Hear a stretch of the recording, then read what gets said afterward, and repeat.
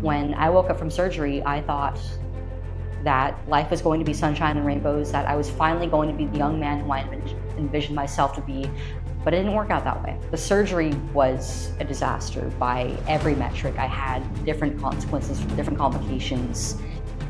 Life hasn't even began for me yet, and it's already over. So the surgery happens and life progresses. At what point, Chloe, after all of this took place, was at what point did you realize this was a mistake? I shouldn't have done this. It was less than a year after I had surgery. Mm.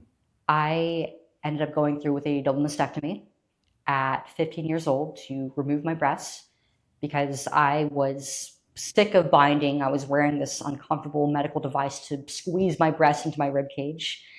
And I was still unhappy at the end of the day, looking at my body and thinking, maybe it's just because I haven't gone deep enough. That's when you're dealing with the consequences of transitioning and you still feel insecure about your body and you don't feel like you're enough. The solution you're presented is just, well, you haven't gone deep enough yet. And after you have surgery and after you hit the next level, you're going to be over the speed bump and life is going to feel good again. You're going to be back in the honeymoon period. You're going to feel happy with yourself. But that's not what happened. When I woke up from surgery, I thought that life was going to be sunshine and rainbows, that I was finally going to be the young man who I envisioned myself to be. I'd never have to bind anymore. I'd never have to worry about people seeing me in the locker room. But it didn't work out that way. The surgery was a disaster by every metric. I had different consequences, different complications, and mentally and spiritually, it was hell. I was 15 years old. I was physically disabled for a few months because of it. I couldn't even lift up my arms above my head or lift up anything heavy, which I mean I've always been on the more athletic side, so that was pretty devastating. I couldn't even go out that summer to see my friends for 2 months. But what hurt most of all was between showers, between baths, and while changing, I would see the scars, the wounds that were there, and I just looked like a mess, and I knew it. I kept trying to really wrestle with this decision in my head and justify it as I'm still transgender. I might not feel like I'm all the way masculine, but I also don't feel like I'm enough as a woman. I just feel like I'm this kind of freak who's in between, who's never going to fit in, who's never going to be happy with herself. But as time went on, I thought more about how this was going to age for me. Because now I was 16, I was in my junior year of high school, and it really hit me. I'm not going to be a kid. I'm not going to be a teenager forever. And I got to think about what my future is going to look like.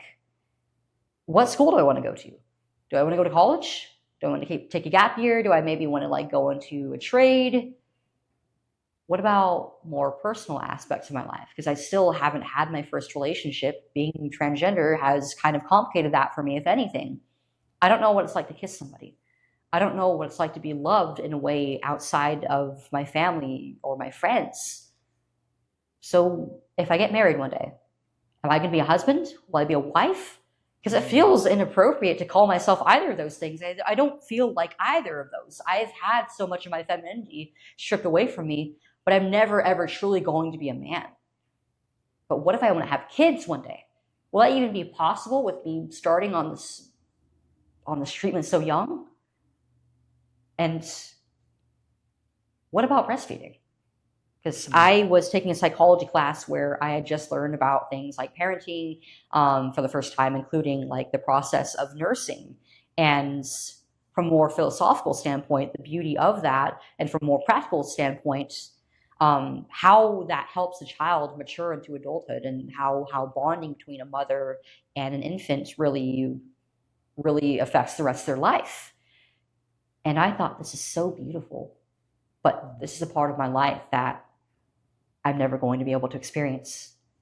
And I lost that before I was old enough to understand what that really meant.